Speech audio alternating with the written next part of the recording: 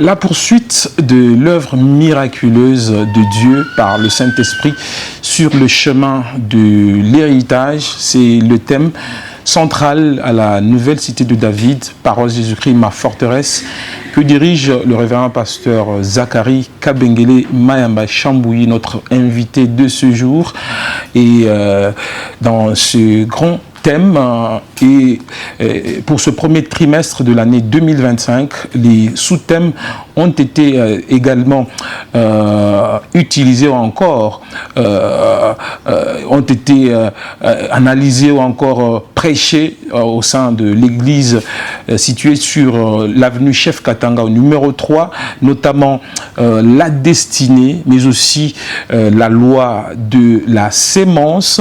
Et c'est sur cet ensemble que nous allons devoir parler dans ce passage qui vous oblige aujourd'hui de nous suivre, de nous regarder et d'interagir également par rapport à cette thématique. Messieurs et dames, nous sommes vraiment dans l'honneur, dans le bonheur de vous savoir nombreux en train de nous suivre. Et je l'ai déjà annoncé ici, nous y sommes d'ailleurs dans son office, le révérend pasteur Zacharie Kabengele Mayamba Chambouyi. Bienvenue papa dans Passage Oblige. Merci. Alors papa, nous avons planté le décor de cette émission aujourd'hui qui portera naturellement sur la poursuite de l'œuvre miraculeuse de Dieu par le Saint-Esprit sur le chemin de l'héritage. C'est le thème général de cette année à la nouvelle cité de David, Parole Jésus-Christ, ma forteresse. Est-ce que vous pouvez d'entre nous briefer là-dessus afin que nous puissions nous situer? Alors, vous permettez qu'on prie un peu? D'accord, papa. Père Céleste, nous voulons te dire merci au nom de Jésus pour la grâce que tu nous as faite de vivre encore aujourd'hui. Et puisque nous vivons, nous pouvons encore espérer continuer à te servir. Et c'est ce que nous faisons maintenant parce que nous allons parler de ta parole. Alors, Dieu le Saint-Esprit, c'est pourquoi nous recommandons à toi que ta lumière nous éclaire. Et nous te recommandons ton peuple qui écoutera cette parole dans les jours à venir pour que la même lumière illumine leur intelligence et les aide à comprendre. Car lorsque nous comprenons ta parole, nous savons aussi ce que nous devons faire en conséquence. Conduis donc toutes choses. Au nom de Jésus. Amen. Amen. Oui, merci Cédric, merci à toute l'équipe de notre bien-aimé Kalimi. La poursuite de l'œuvre miraculeuse de notre Dieu par l'accomplissement de nouvelles choses sur le chemin de l'héritage. Oui, c'est la pensée nous inspirée par le Saint-Esprit pour cette année 2025. Mais nous avons expliqué pourquoi la poursuite. La poursuite parce que souvent on a l'impression que chaque année, Dieu il se débrouille pour donner une nouvelle pensée. Et c'est pour cela que les gens, l'homme a tendance à amener Dieu à se cantonner dans cette façon de considérer le temps. Dieu, il est éternel. Et comme je ne cesse de le dire, Dieu n'est pas astreint aux années par exemple, ou encore au calendrier. Au ciel, il n'y a pas de bonne année. Non. Au ciel, il n'y a pas 2025, 2021. C'est pour nous les hommes. Au ciel, Dieu a un plan qui lui-même établit et qu'il accomplit sur un certain nombre d'années. Pour mieux comprendre, vous prenez un nom, Cédric Tchichi. Dieu a un plan pour Cédric. dès qu'il sort du ventre de sa maman, Dieu sait que Cédric vivra autant d'années sur la terre. Et Dieu sait que voilà, pour Cédric, il y aura ça, il y aura ça, il y aura ça. Dieu est tellement puissant que Dieu connaît des millions et des millions de personnes qui naissent sur la terre. Dieu les connaît avant qu'ils ne naissent. Et Dieu a tenu à nous les démontrer dans sa parole. Vous n'avez qu'à lire Jérémie, chapitre 1er. Vous n'avez qu'à lire l'histoire de Cyrus, le roi de Perse. Intéressez-vous à l'histoire du roi Joas, qui était prophétisé par le prophète qui était venu briser l'autel du roi Jéroboam. David l'avait compris. Vous n'avez qu'à lire le psaume 139. Ce que David dit, c'est la vérité. Donc il y a des exemples dans la Bible qui montrent que Dieu connaît. Dieu connaît. Alors maintenant, donc chaque année, en fait, Dieu poursuit son plan. Si Dieu a prévu que dans les 5 années ici, entre 20 et 30 ans, de la vie de Cédric, voici ce que je vais faire.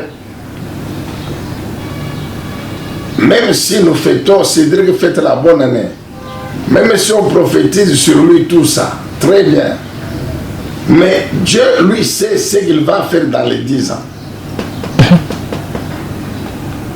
Prenons que Dieu a fixé qu'entre 2025 et 2035, j'ai fait ça dans la vie de telle personne. Dieu va étaler ça. Donc 2025 peut passer, la personne ne voit rien. Ça ne veut pas dire que... Mais ça ne veut pas dire que Dieu ne fait rien dans sa vie, non. Est-ce que vous comprenez? Exactement. Alors, donc cette année, Dieu poursuit l'œuvre pour chacun de nous, membres de l'Église, pour chacun de ses enfants, membres de l'Église. Dieu poursuit l'œuvre qu'il a déjà commencée. Vous comprenez? Depuis la naissance de cet homme, de cette femme, naissance physique, et puis naissance spirituelle, la nouvelle naissance, qui a permis à cet homme de devenir membre de l'Église. Et là, papa, vous parlez de l'Église corps de Christ. L'église corps de Christ, pas l'église dénomination. Parce que quelqu'un d'une autre église peut s'identifier à ce thème-là, plutôt à ce thème de la MCD. Voilà. Nous sommes des chrétiens, nous sommes membres de l'église corps de Christ. Cette église corps de Christ, c'est une entité spirituelle, invisible, car elle est composée des gens que seul Dieu connaît. Vous comprenez, spirituellement. Voilà. Vous comprenez, au niveau de l'esprit. Vous comprenez. Maintenant, cette église corps de Christ, Dieu a fait qu'elle soit maintenant organisée sur la terre en entité locale. C'est ainsi que les hommes sont venus avec les dénominations, tout ça. Mais Jésus, quand il a établi son église sur la terre, quand il a établi l'apôtre Pierre, il ne lui a pas dit que l'apôtre Pierre, mon église va s'appeler pentecôtiste, mon église va s'appeler méthodiste, mon église va s'appeler catholique. Non. Est-ce que vous comprenez? Jésus a parlé de son église. Mais ce sont les hommes qui sont venus avec les dénominations patati patata. Donc vous qui nous suivez, vous pouvez ne pas être forcément de la nouvelle cité de David, mais ce thème vous concerne également. Vous pouvez vous greffer à ce thème qui est exploité cette année à la nouvelle cité de David pour ainsi bénéficier des nouvelles choses que Dieu donne par le Saint-Esprit dans une finalité qui est l'héritage, et ce chemin de l'héritage là a des échelonnements bien sûr que nous allons devoir découvrir dans cette émission de ce jour avec Papa Zacharie. Papa, vous avez quelque chose à ajouter? Voilà. Nous avions, je venais de parler de la poursuite. Maintenant, il faut parler de l'œuvre. Et puis il faut expliquer le chemin de l'héritage. Ah oui, oui. Alors, commençons par le chemin de l'héritage. Le chemin de l'héritage, c'est quoi? C'est simplement la vie que nous menons sur la terre. Ok. Vous savez, quand vous lisez, l'apôtre Pierre parle du pèlerinage. L'apôtre Pierre, il dit très bien pendant que nous devons, il nous exhorte à craindre Dieu, à servir Dieu, à le craindre, à être intègre, obéissant, pendant le jour qu'il nous donne à vivre sur la terre. Sur la terre, nous sommes comme des pèlerins. C'est-à-dire, chaque jour ici qui passe, nous faisons un pas. La vie que nous menons sur la terre est l'image de quelqu'un qui commence un voyage. Chaque jour, il ajoute une distance. C'est pourquoi vous avez dit l'avenir de l'homme, c'est les jours qui lui restent à vivre, ou le futur, voilà. Chaque jour, l'homme, il fait une certaine distance sur le chemin. Le chemin de l'héritage, c'est le chemin que l'homme parcourt en vivant sur la terre. Ce chemin, j'ai dit, ça commence le jour de sa naissance et se termine le jour de sa mort. Vous voyez? Donc le terminus, c'est le jour de votre mort. Alors, entre votre naissance et votre mort, vous marchez. Alors, donc tous les jours ici, vous avez ajouté à une certaine distance. La preuve, c'est quoi? C'est que tous les jours, vous allez voir les bébés qui sortent, un tout petit boudon là. Et puis après, 2 mois, 3 mois, 4 mois, vous revenez une année après, vous le trouvez en train de marcher. Et puis il commence même à parler. Et puis, eh bien, il devient un jour, comme Cédric, vous comprenez, avec une belle barbe. Vous comprenez? Et puis alors ça continue, hein, jusqu'au jour où il a 50 ans. Et puis il devient comme nous là. Voyez un peu, hein, il y a 30 ans, hein, moi, votre papa, je n'étais pas comme ça. Exactement. Mais donc, voyez, et c'est comme ça que petit à petit, voyez l'homme qui est en train de s'effriter, le corps s'effaner, se fatiguer, au point qu'il ne sait même plus s'élever lui-même, marcher. Au point qu'il n'a même plus la force pour se nourrir. Vous comprenez? Donc, c'est ça. Alors, maintenant, ça, c'est ça le chemin de l'héritage.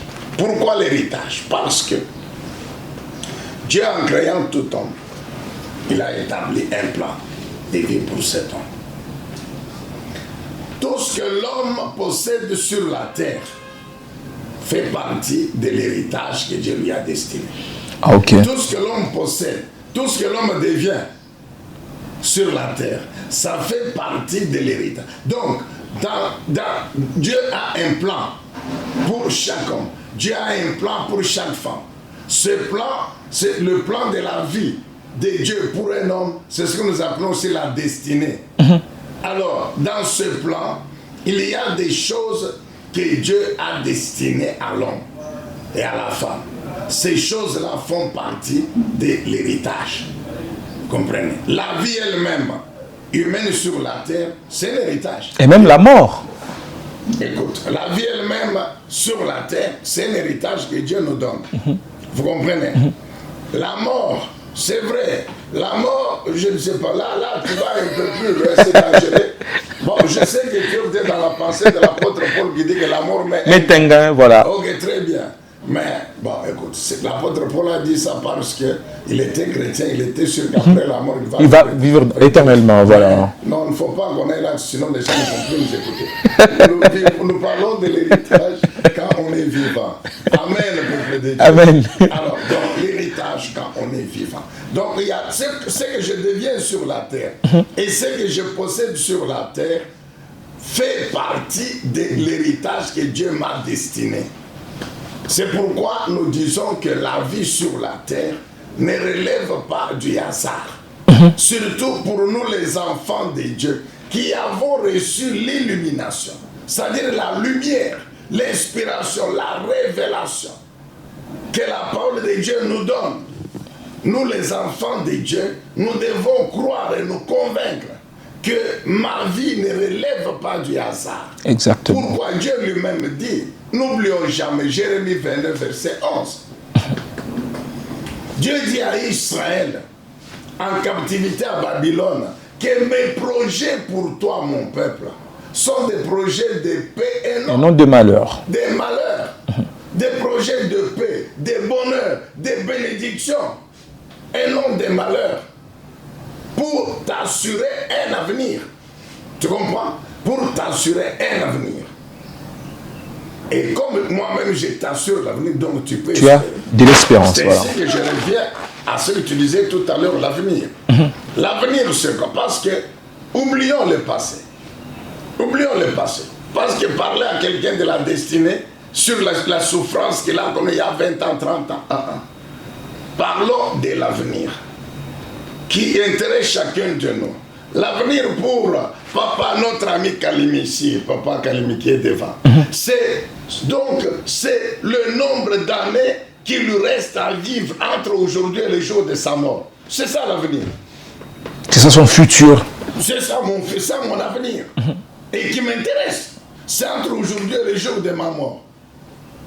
Le passé, bien sûr, les gens disent qu'on peut se servir des leçons du passé, il n'y a pas de problème.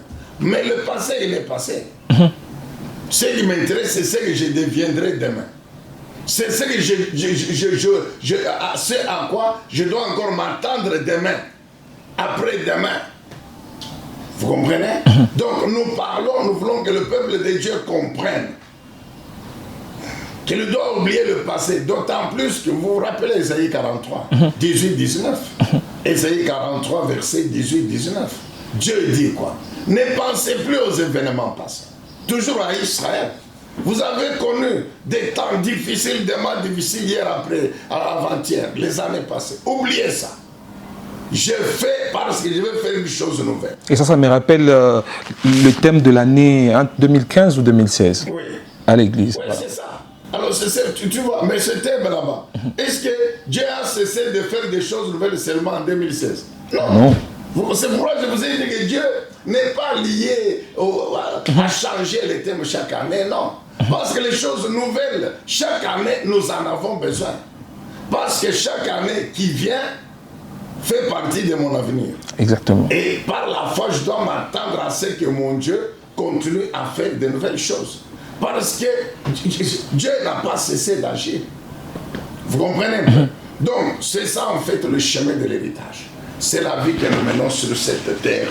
Entre aujourd'hui, voilà, ce qui me reste encore à vivre aujourd'hui, jusqu'à ma mort, c'est ce qui m'intéresse. Maintenant, dans mon avenir ici, dans ces années ici, Dieu a beaucoup de choses à faire. Et dans le cadre de ces choses que Dieu a fait, je crois que cette année, elle ne va pas passer comme ça. Dieu va faire de nouvelles choses. Des nouvelles choses qu'il a prévues pour cette année. Toujours en fonction. Mais attention.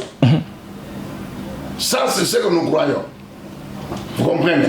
Mais ça ne veut pas dire que si Dieu a prévu que c'est dans 2 ans que je viendrai tel ou tel, Dieu va changer, il va amener cette année.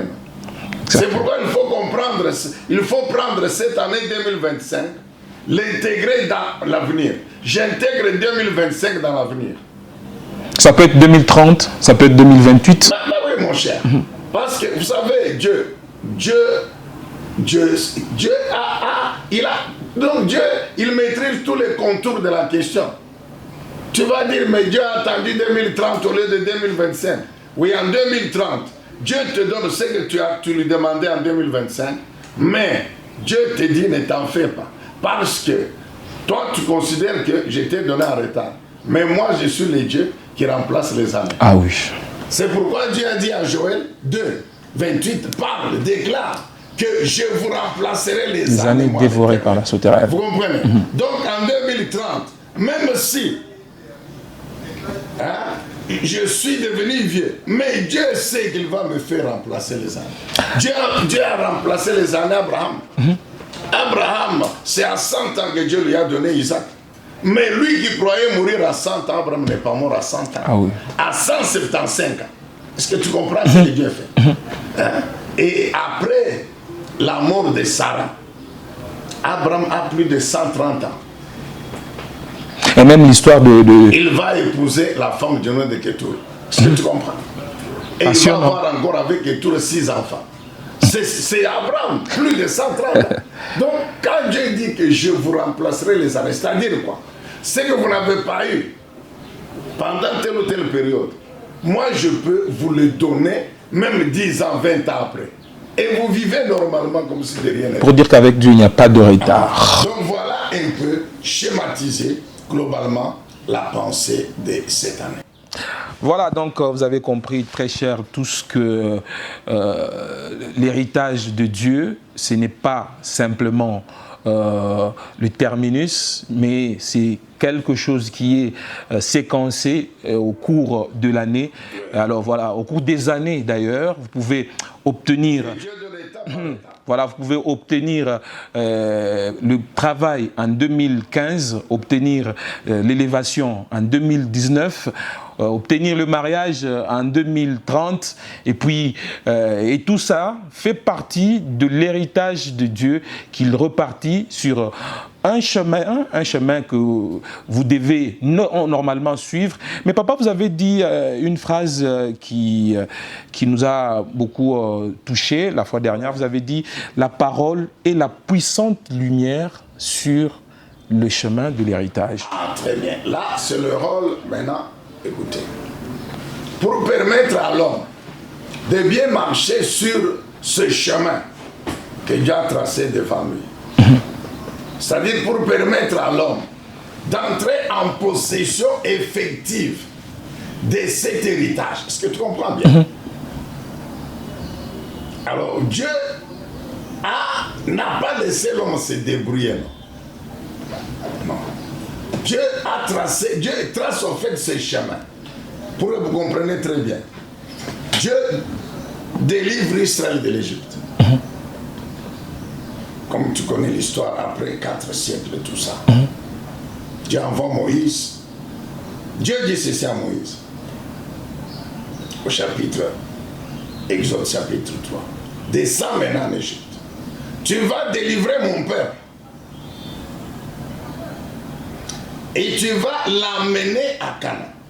C'est le pays que je lui ai destiné, comme je l'avais promis à ses ancêtres Abraham, Isaac et Jacob.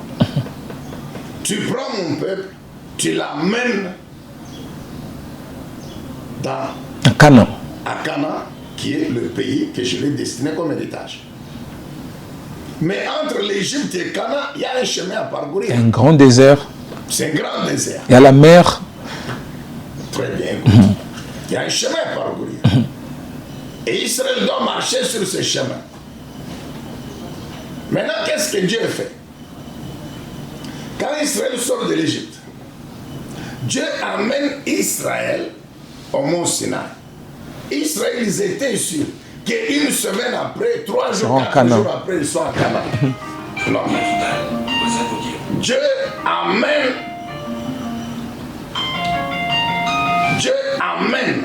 Israël au mont Sinaï. Quand Dieu amène Israël au mont Sinaï, qu'est-ce que Dieu fait?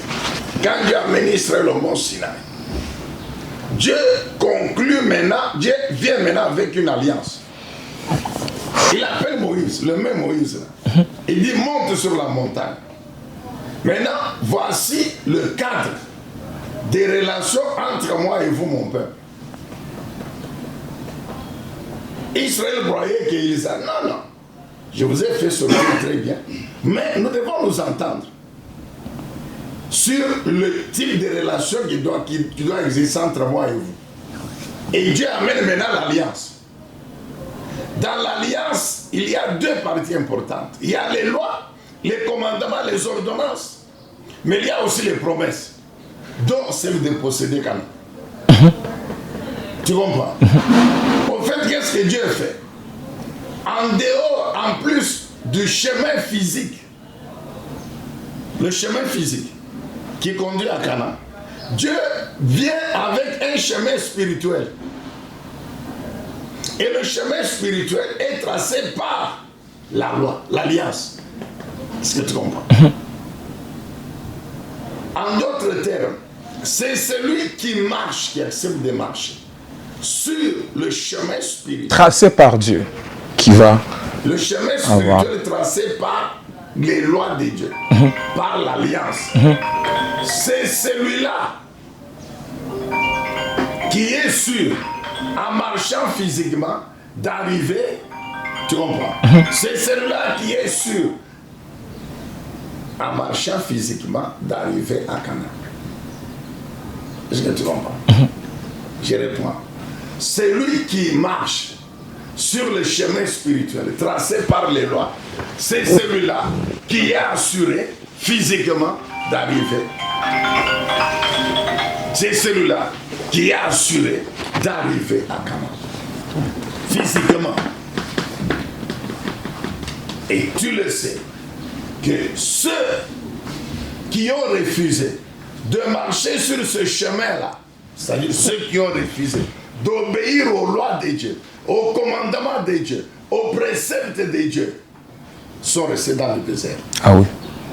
Ils sont restés. Dieu les a stoppés, ils sont morts. Vous n'avez qu'à lire Nombre 14.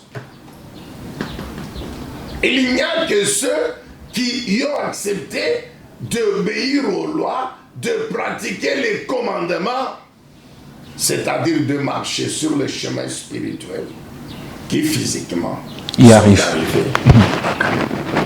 C'est la même chose pour nous aujourd'hui. C'est la même chose. Aujourd'hui, mon avenir, c'est entre aujourd'hui et le jour de ma mort. Je continue à marcher sur le chemin de l'héritage. Sur ce chemin, j'ai encore beaucoup de choses à faire dans ma vie, que je vais posséder ou avoir et que je vais devenir. Maintenant, pour que j'entre effectivement en possession de cet héritage, qu'est-ce que je dois faire? Je dois continuer à obéir à Dieu, à pratiquer ses lois, à mettre en pratique ses préceptes, ses commandements. Est-ce que tu comprends? Exactement. C'est-à-dire, je dois continuer à marcher sur le chemin spirituel qui est tracé par la parole. C'est pourquoi la Bible dit que la parole, c'est la lumière qui nous montre le chemin à suivre. C'est-à-dire, chaque jour, quand je me réveille, Cédric, je reprends. Chaque jour, quand je me réveille, quelle que soit ma situation physique, quels que soient mes problèmes, quels que soient mes soucis, quelle que soit ma réalité physique, quels que soient mes combats, mais quand je me réveille, ma première préoccupation, c'est que je dois continuer à marcher sur le chemin spirituel. Comment? Obéir à Dieu. Car l'obéissance à Dieu, la pratique des lois de Dieu, des commandements de Dieu, n'est pas conditionnée par ma situation physique. Que j'ai mangé hier, que je n'ai pas mangé, aujourd'hui, qu'est-ce que Dieu dit que je dois faire? Qu'est-ce que Dieu dit que je ne dois pas faire? Que je sois marié ou célibataire, aujourd'hui, qu'est-ce que je dois faire? Que Dieu me demande. Est-ce que tu comprends? C'est ça, un enfant véritable. C'est que Dieu demande, pas ce que je m'imagine. Non, mais c'est la loi, tu dois connaître. C'est pourquoi il faut connaître le commandement de Dieu. Exactement. Qu'est-ce que Dieu me demande en tant que son fils? Tu connais. Tu ne commettras pas d'adultère, tu ne voleras pas, tu ne feras pas ceci, tu ne tueras pas, tu ne haïras pas, tu connais. Tu ne commettras pas les œuvres de la chair. Les 10 commandements, le décalogue, c'est ça la base de la loi. Tu dois continuer à en avoir comme Dieu, que Dieu sait, l'éternel. Tu ne peux pas le mélanger avec l'idolâtrie, tout ça. Donc, aujourd'hui, que j'ai mangé ou que je n'ai pas mangé, je dois obéir à Dieu. Je dois obéir à Dieu, voilà. Et maintenant, pendant que je marche, je vis en pratiquant les lois de Dieu, en obéissant aux lois de Dieu. Pendant que je vis, je pratique les lois de Dieu. Qu'est-ce que je fais? Je marche sur le chemin de l'héritage. Et Dieu, dans sa grâce, dans son amour, il va accomplir ce qu'il a prévu pour moi. Merveilleux, très merveilleux. Et d'ailleurs, l'apôtre Paul illustre ça par le sport, en disant par exemple, la vie c'est comme un boxeur, c'est comme des athlètes. Ouais. Voilà, donc pour dire que... Il y a des lois à pratiquer. Si tu ne pratiques pas les lois, tu seras disqualifié. Voilà. Tu n'auras jamais la coupe. Et un très bel exemple, papa, de l'apôtre Paul qui peut stimuler les uns et les autres à demeurer sur le chemin de la vie. Justement. Ouais. Écoute, je le répète encore puisque tu nous en donnes l'opportunité. Dieu n'est béni que ceux qui prenne l'engagement de vivre sa vie sur la terre. Les gens ne veulent pas. Vous n'avez qu'à lire Deutéronome chapitre 4. 4 verset 1er. Vous pouvez lire même 6, 8 jusqu'à là. Deutéronome 8, etc. Dieu dit clairement que vous obéirez à mes lois. Vous pratiquerez mes préceptes et mes commandements afin que vous viviez. Afin que vous viviez et que vous possédez maintenant l'héritage. Tu permets, je lis? Oui, oui. Deutéronome chapitre 4. Voilà, messieurs et dames, passage de Bliss se poursuit sous cette note-là. Voilà, nous parlons de la poursuite de l'œuvre miraculeuse de Dieu par le Saint-Esprit sur le chemin de l'héritage. Voilà. Maintenant, Israël, écoute les lois et les ordonnances que je vous enseigne. Mettez-les en pratique. Tu comprends? Lois et ordonnances que je vous enseigne, moi l'Éternel. Mettez-les en pratique afin que vous viviez. Pour vivre. C'est la vie de Dieu. Voilà. Dieu a pris sa vie, il l'a mis dans sa parole. Vous n'avez qu'à lire Jean chapitre 1er. La parole qui était au commencement, qui a tout créé, qui était Dieu. Le verset 3 ou 4 dit quoi? Dans cette parole, Dieu a mis sa vie. Est-ce que tu comprends? Donc, quand nous mettons en pratique la parole de Dieu, nous vivons sa vie. C'est ça, vivre la vie de Dieu. C'est faire ce que Dieu nous demande dans sa parole, dans ses lois, dans ses commandements. Donc, 1, afin que vous viviez. 2, et que vous entrez en possession du pays que vous donne l'Éternel, le Dieu de vos pères. Amen. Amen. Tu comprends? Donc, la possession de l'héritage ne vient pas avant la vie. Avant la vie, voilà. En d'autres termes, les bénédictions de Dieu, l'héritage de Dieu, c'est pour ses enfants qui vivent sa vie. Et vivre la vie de Dieu, c'est comment? C'est pratiquer ses lois, ses préceptes, ses commandements. Jésus, le bon berger, il dit quoi dans Jean 10, 10? Je suis le bon berger. Je suis venu dans le monde sur afin que mes brebis aient la vie. Pour vous donner la vie. Ma vie. Il dit bien ma vie. La vie. Afin que vous la viviez, etc. Mais la vie que Jésus a vécue sur la terre en tant que c'est quelle vie? C'est la vie de Dieu qu'il a ramené du ciel. Jésus est fils de Dieu. Il vient d'où? Du ciel. En tant que fils de Dieu, en lui, c'est la vie de Dieu, son Père, qu'il a amené sur la terre. Et il a vécu cette vie comment? Mais c'est en obéissant aux paroles de Dieu. Jésus dit quoi? Il dit, tout ce que j'ai fait, je ne le fais pas de moi-même. Vous n'avez qu'à lire Jean 14, 15, etc. 8, il dit, je l'ai fait de par mon Père. Jésus est allé jusqu'à dire que les paroles qui sortent de ma bouche ne sont pas mes paroles, ce sont les paroles de mon Père. La Bible atteste qu'il est le seul homme qui a vécu sur la terre sans commettre de péché. C'est-à-dire sa vie c'était pratiquer les lois, les commandements de Dieu. Donc Jésus, homme, a vécu sur la terre la vie de Dieu. Et c'est cette vie qu'il nous a transférée. Alors comment Jésus a vécu la vie sur la terre? Donc en obéissant à la parole de Dieu et par le Saint-Esprit. Alors c'est ce que Jésus dit, je vous laisse, je vous donne mes paroles et je vous donne le Saint-Esprit. Le consolateur, voilà. Les deux par lesquels moi, Jésus, homme, j'ai vécu sur la terre, la vie de Dieu, ce sont les deux que je vous laisse aussi, vous, mes enfants que j'ai engendrés, mes disciples, pour que par la parole et par le Saint-Esprit, vous viviez la même vie. En ce moment-là, comme Jésus, homme, a décidé de vivre la vie de Dieu son Père, c'est ainsi qu'en retour, Dieu, par la puissance du Saint-Esprit en lui, a opéré les miracles que nous tous nous connaissons. Vous comprenez? Les gens, voyez, c'est écrit dans la Bible que tel que Jésus était, tel nous sommes. C'est-à-dire, lui-même Jésus a dit, celui qui croit en moi, il fera les œuvres que j'ai faites, il en Même fera plus, même plus grandes. Mais croire en Jésus, c'est quoi? Donc les gens refusent de s'arrêter sur la condition que Jésus pose. Jésus a dit, vous allez faire les œuvres que j'ai faites, vous en ferez même les plus grandes. Amen.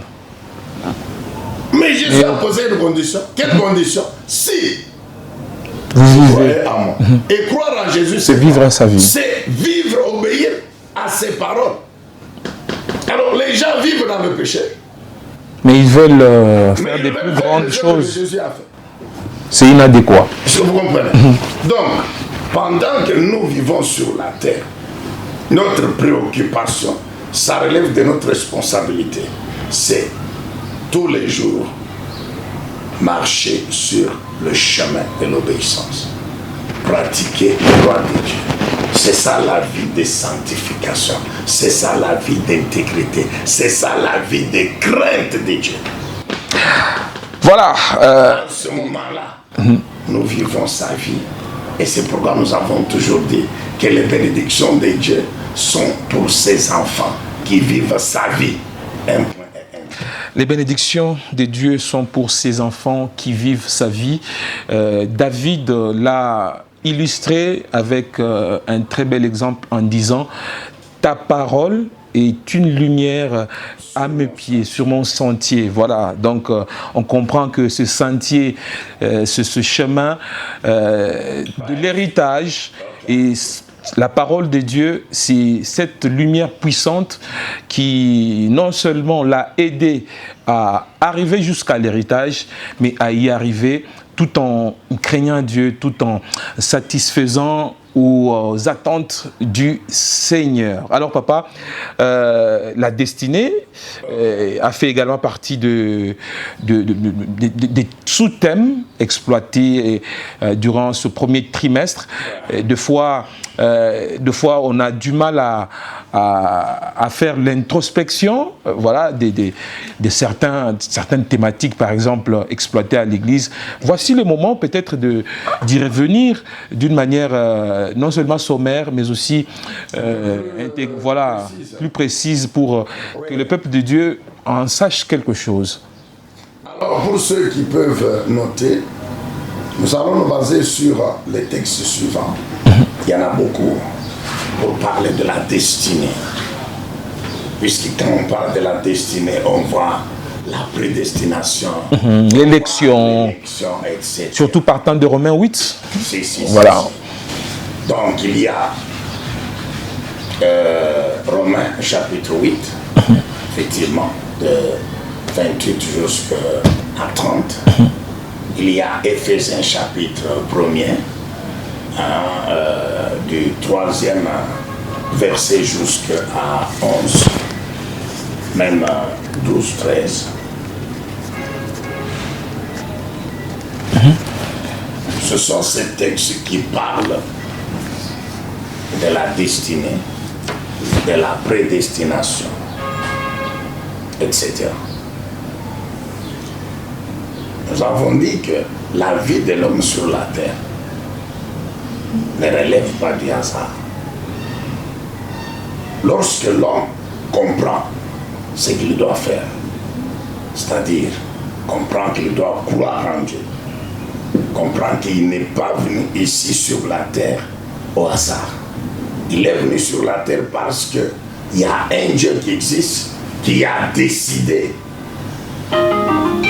qu'il vive sur la terre comme un homme. Il a décidé qu'il vive sur la terre comme un homme. Alors, en ce moment-là, qu'est-ce qui doit se passer? L'homme doit comprendre que ma vie ne relève pas du hasard. Donc, je dois croire en Dieu. Donc, ici, je m'adresse aux chrétiens. Parce que les païens ne comprendront pas. Alors, je m'adresse ici aux chrétiens. À nous qui avons déjà cru en Dieu. Nous sommes les plus heureux. Pourquoi? Parce que, ayant cru en Dieu, le Saint-Esprit maintenant, il nous éclaire, il nous fait comprendre ces choses, il nous révèle que notre vie ne dépend pas du hasard, mais que la vie de chaque enfant de Dieu relève d'un plan que Dieu a déjà préétabli. C'est ça la destinée. C'est ce plan-là.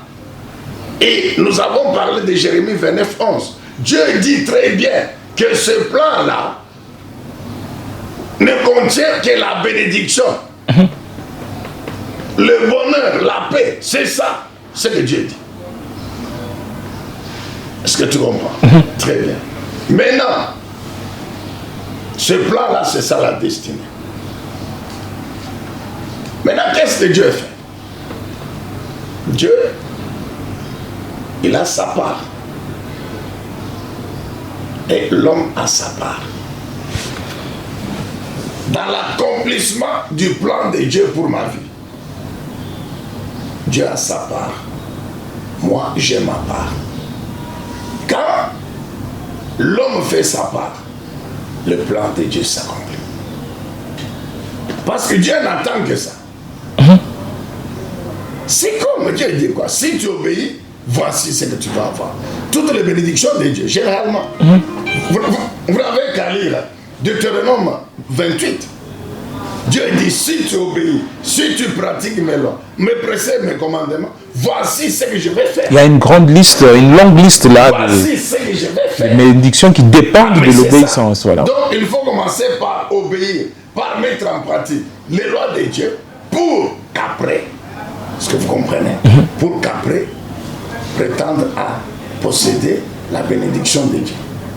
Donc les choses que Dieu maintenant a préparées dans son plan là pour moi,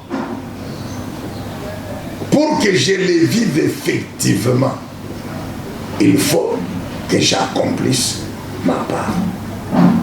Maintenant, quand nous parlons de l'œuvre, c'est quoi? L'accomplissement de la destinée de ma vie, c'est ça l'œuvre de Dieu. Ok. Est-ce que tu comprends? Quand Dieu accomplit son plan dans ma vie, cet accomplissement-là, c'est une œuvre. Parce que Dieu accomplit son plan dans ma vie par la puissance du Saint-Esprit. Et quand la puissance de l'Esprit de Dieu opère, c'est une œuvre. Est-ce que vous comprenez? Exactement. Alors, pourquoi nous disons que les vies de nous, les enfants de Dieu, ne relèvent pas du hasard? Nous l'avons compris. Dieu dit ceci. Éphésiens chapitre 1, verset 3. Dieu nous a bénis et toutes les bénédictions dans les lieux par célestes. le Saint-Esprit dans les ciels. Et à partir du 4e verset, Dieu commence à décrire ses bénédictions. J'ai déjà enseigné sur les 7 bénédictions spirituelles. Exactement. D'Éphésiens chapitre 1. Les 7 bénédictions spirituelles. La première bénédiction, c'est laquelle? Ce que Dieu a connu d'avance. Dieu les a destinés à être saints et irrépréhensibles. Ce que Dieu a connu d'avance. A choisi. A élu. Vous vous rappelez? Exactement. Éphésiens chapitre 1, verset 4. C'est important. Très important. Ça va nous permettre Très, de très parler important. de Voilà. la prédestination, etc. Éphésiens 1, chapitre 4. Éphésiens chapitre 1, verset 4. En lui, lui qui? Jésus. Dieu nous a élus ou choisis avant la fondation du monde pour que nous soyons saints et irrépréhensibles devant lui. Dieu nous a élus. Donc, première bénédiction, c'est notre élection par Dieu. En Jésus-Christ. Quand? Avant la fondation du monde. C'est-à-dire avant que Dieu ait tout créé, y compris les anges. Est-ce que tu comprends? Oui. Maintenant, tu prends ce verset ici, Éphésiens 1, 4. Tu mets avec. Tu mets ce verset-là avec celui de Romains, chapitre 8. Le verset 29. 29, voilà. Car ceux qu'il a connus d'avance, c'est la même chose. Exactement. Il les a Ceux que Dieu prédestinés. a connus d'avance. C'est-à-dire que Dieu a élu Connaître ici, c'est choisir. Car Dieu ne peut pas, tu ne peux pas choisir, Dieu ne peut pas nous choisir sans nous connaître. Exactement. Donc tous les chrétiens qui sont déjà nés sur la terre, qui sont morts, qui vont continuer à naître, tous les chrétiens véritables. Papa, il est païen? Avant, je parle des chrétiens, tous les chrétiens véritables, avant qu'ils ne naissent, Dieu les a connus. Tous les chrétiens, avant qu'ils ne naissent, Dieu les a connus en Jésus. C'est-à-dire quoi? Avant que moi je naisse sur la terre, Dieu savait que quand je vais naître, quand je viendrai sur la terre, tu comprends? Je vais devenir chrétien. Un jour, je vais croire en Jésus-Christ. Un jour, vous serez pasteur. Dieu savait. Tout ça, Dieu savait. Et maintenant, la Bible dit quoi? Que quand Dieu regardait Jésus, avant qu'il ne crée le monde, Dieu voyait tous les chrétiens qui allaient croire en lui. Choisir, se connaître. Tu comprends? Oui. Dieu les a connus et il les a choisis. Tu comprends maintenant l'élection? Exactement. L'élection découle du choix. L'élection de Dieu, c'est quoi? Découle de la connaissance de Dieu. Ceux qui croient en Jésus-Christ, aujourd'hui, chaque qui croit en Jésus-Christ, Dieu n'est pas surpris. Dieu savait. Et avant qu'il ne vienne sur la terre, Dieu les voyait. C'est ça l'œuvre miraculeuse de Dieu. Dieu dit quoi à Jérémie? Avant que tu ne sois conçu dans le sein de ta mère, je te connaissais. Tu comprends? Tu comprends? Avant que tu ne naisses, je t'avais établi prophète des nations. Dieu parle à Jérémie, un jeune homme de moins de 20 ans. Un jeune homme de moins de 20 ans. Mais Dieu, quand Jérémie réagit, il voit son âge. Mais Dieu ne parle pas au corps. Dieu parle à l'esprit. Dieu est esprit, sa parole est esprit. Et l'esprit n'a pas d'âge. L'esprit de Jérémie n'avait pas 14 ans. Quand la Bible dit que Dieu nous voyait en Jésus-Christ, nous a connus en Jésus-Christ, c'est en tant qu'esprit. Est-ce que tu comprends? Exactement. En tant qu'esprit. C'est pourquoi la foi en Jésus-Christ, c'est par l'esprit. C'est l'esprit qui entend la parole de Dieu et qui croit. Et c'est cet esprit qui est régénéré, recréé. Et c'est cet esprit qui reçoit avant tout la vie de Dieu par la parole de Dieu. L'esprit n'a pas d'âge. Donc c'est spirituellement que Dieu nous connaissait. C'est ça l'élection. Qui sont élus? Ce sont ceux qui croient en Jésus-Christ. Comme signal qu'il nous reste peu de temps seulement. Ce sont ceux qui croient en Jésus-Christ qui sont élus. Tu comprends? Maintenant, Éphésiens dit quoi? En Jésus, Dieu nous a choisis, nous a élus, nous a connus avant la fondation du monde. En d'autres termes, avant que Dieu ne crée les sages, dont Satan. C'est pourquoi nous avons toujours dit qu'un chrétien véritable, sa vie est une œuvre miraculeuse qui échappe à Satan. Ah oui. Parce que cet homme-là, Dieu l'a connu avant que Satan ne soit créé. Est-ce que tu comprends? Ah oui. Donc quand Satan est venu dans le monde, il a trouvé déjà le plan. Moi j'étais déjà en Jésus-Christ. Quand Satan est venu dans le monde comme un ange, moi Dieu me voyait déjà en Jésus-Christ. Maintenant, comme tu es en train de me presser. Alors maintenant il y a ceci. Quand tu lis, tu vas dans Éphésiens, les 7 bénédictions. Il y a l'élection, il y a la prédestination, il y a le rachat, ou la délivrance, il y a la possession de l'héritage, il y a la connaissance du mystère de la volonté de Dieu, il y a la grâce de Dieu, il y a le sceau de l'esprit. Alors maintenant, qu'est-ce qui se passe? Ces gens-là qui croient en Jésus-Christ, que Dieu a connu dans sa préscience, Dieu les a maintenant destinés. La prédestination veut dire Dieu a décidé d'avance que ces gens-là Prédestination veut dire décider d'avance. C'est Dieu. Ça ne veut pas dire que Dieu a destiné les uns à aller en enfer, les autres non. Même ceux-là qui sont païens, s'ils croient en Jésus-Christ, ils retrouvent le chemin. Tu vois, ça y est que Dieu n'est pas surpris. Dieu sait que telle personne, on va lui prêcher l'évangile, il va croire. Dieu sait que telle personne, même si on prêche l'évangile comment, il ne va pas croire. C'est ce que nous voyons aujourd'hui, non? Il y a déjà, même si vous démontrez comment, mais tous les sorciers que nous avons dans nos églises, ils ne connaissent pas la puissance de Dieu. Ils connaissent la puissance de Dieu. Ils connaissent très bien. Ils en sont conscients. Mais pourquoi ils n'abandonnent pas la sorcellerie? Donc Dieu sait que telle personne va croire. Maintenant, ceux qui croient en Jésus-Christ, qu'est-ce que Dieu fait d'eux? Dieu les a maintenant décidé d'avance. C'est ça destiné à. Dieu a décidé d'avance qu'ils les reproduisent. D'abord qu'ils deviennent saints irrépréhensibles. Qu'ils deviennent les enfants adoptifs de lui, Dieu.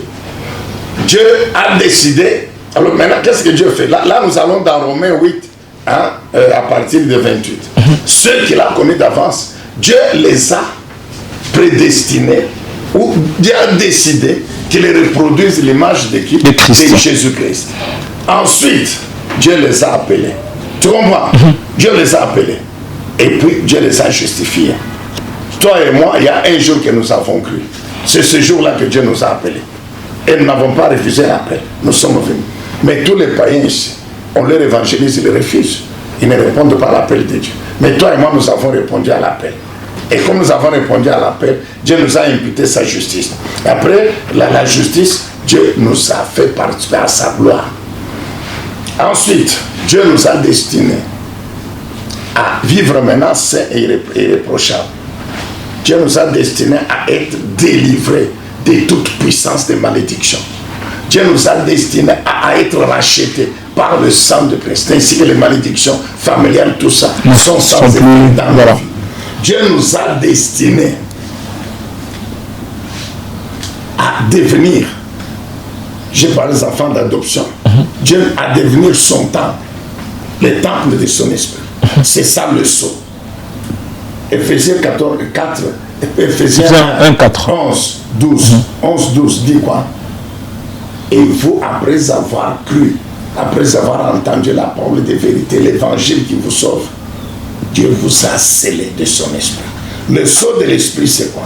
C'est la présence du Saint-Esprit, qui est l'Esprit de Dieu en moi, dans mon esprit d'abord.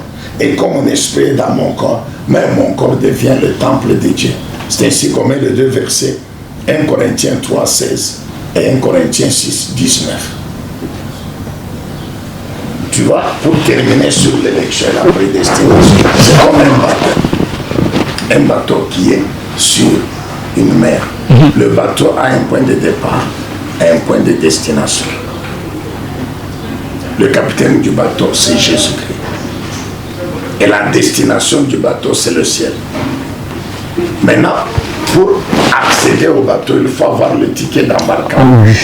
Le ticket d'embarquement, c'est la foi en Jésus-Christ. Tout celui qui croit, Dieu le met dans le bateau. Le bateau, c'est encore l'image de l'Église, corps de Christ. Maintenant, quand nous venons maintenant dans le bateau, maintenant le capitaine est là. Tout passager d'un bateau, il ne va pas désobéir aux recommandations du capitaine. Voilà. Donc nous suivons le capitaine, c'est lui qui nous conduit. Vous comprenez? Jusqu'au ciel. Maintenant, ceux qui viennent dans l'église et qui quittent l'église sont ceux qui, sur le bateau, ils refusent, ils disent non, moi je ne. Ils se jettent à l'eau, ils restent. Voilà, nous sommes pratiquement à la fin. Nous n'avons pas évoqué la loi de la sémence. On espère que papa va créer une brèche afin que nous puissions en parler. Mais papa, d'une manière brève, qu'est-ce qu'on peut retenir avant qu'on puisse partir? Tout homme, tout chrétien doit retenir ceci, que sa vie ne relève pas du hasard, que sa vie relève d'un plan, le plan qui est merveilleux de bénédiction établi par Dieu. c'est ça la destinée. Et que son avenir est entre les mains de Dieu. Et entre aujourd'hui et le jour de sa mort, il doit continuer à croire en Dieu et à démontrer cette foi par l'obéissance, par servir Dieu. Ainsi Dieu, dans son amour et dans sa grâce, Dieu va nous faire passer étape par étape. Dieu va nous donner ce qu'il a préparé pour nous. Dieu va nous faire devenir ce qu'il a préparé pour chacun de nous. C'est ça la destinée, c'est ça l'héritage. Ce que Dieu nous donne et il fait de nous, c'est ça l'héritage.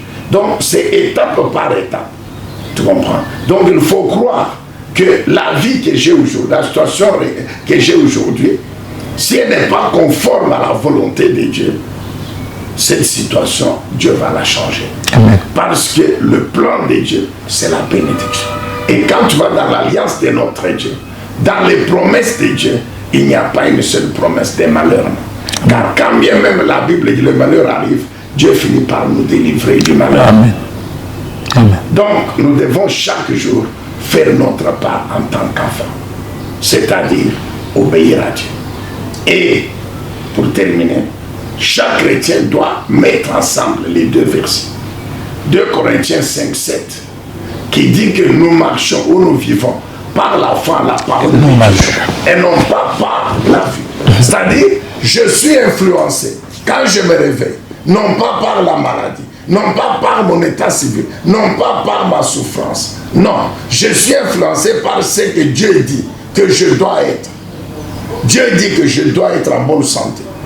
Dieu dit que je dois me marier. Dieu dit que je dois travailler. Dieu dit que je dois bien vivre. C'est ça qui est dans ma tête et j'agis en fonction de ça. Je refuse d'être influencé par ma réalité physique. Voilà, ça n'est fini. Ensuite, donc tu combines 2 Corinthiens 5, 7 avec 2 Corinthiens 4, 13. 2 Corinthiens 4, 13, c'est ça la foi. C'est déclarer chaque fois ce que Dieu dit que je dois avoir, que je dois être. Merci. Merci, ça n'est fini, mais avant de tout conclure, papa, comme d'habitude, il y a deux petites enveloppes, je vais vous aider à en choisir une. Tu n'as pas fini avec ça, mon cher.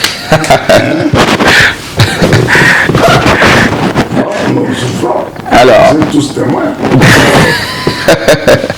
On va découvrir le nom qui est mentionné. Le nom, c'est Maman Monique Kayeb. Ah oui. Ah oui. Oui. Il vous est autorisé aujourd'hui de parler d'elle brièvement. Ah oui, c'est vrai, mon cher. Là, je crois que vous allez m'arrêter. Parce que parler de Maman Monique, c'est parler de moi-même. Ah oui. Parce que cette maman, vous savez, Dieu, il est bon. J'étais tout jeune. J'avais pas encore 21 ans. Que je l'ai connue. Et elle n'avait pas encore 15 ans révolus. Tout de suite, j'ai porté mon cœur vers elle. J'ai dit, je vais épouser cet enfant. J'avais à peine 21 ans. J'avais un ami qui, lui, venait de fiancer sa grande soeur. Et moi, j'ai dit, non, je prends la petite soeur. Mais comme, tu sais, bon, les jeunes gens, je n'étais pas le seul à la voir. Il y a eu un conflit entre moi et un ami. Nous disputons, maman Monique. Mais finalement, c'est moi qui ai vaincu. Le champion. Ah, bien sûr, mon cher. Mais j'étais encore païen. J'étais encore païen. C'est aujourd'hui, quand je vois cette maman à côté de moi, et ce qu'elle a fait, qu'on a fait ensemble avec elle, que je me suis rendu compte que réellement Dieu m'a aimé. La destinée, elle est importante.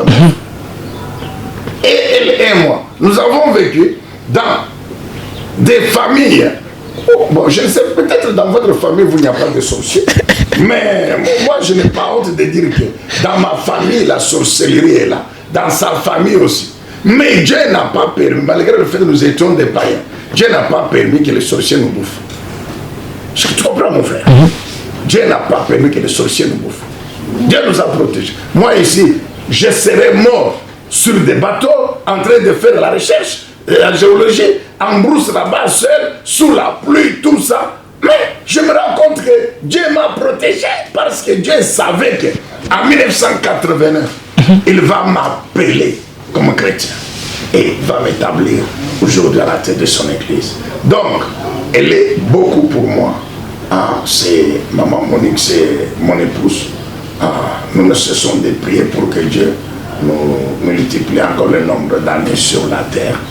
Parce que c'est avec elle que nous servons Dieu à la tête de l'église.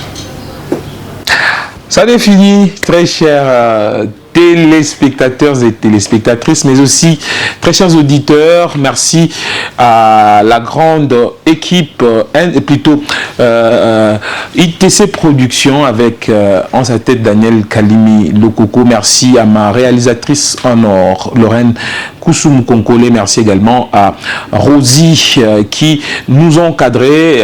Si vous avez aimé cette émission, dites merci à l'accès ou encore à l'accord signé Franck Lutumba qui nous programme. Merci également à toute la grande équipe Osana, notamment Nixon Boukassa à la régie finale. Merci à Jean-Marie Kanda Ntumba pour la coordination, mais aussi à Papa Zakari Kabengele pour la supervision générale. Je vous retrouve à la prochaine avec le même et le réel plaisir. Surtout, prenez bien soin de vous.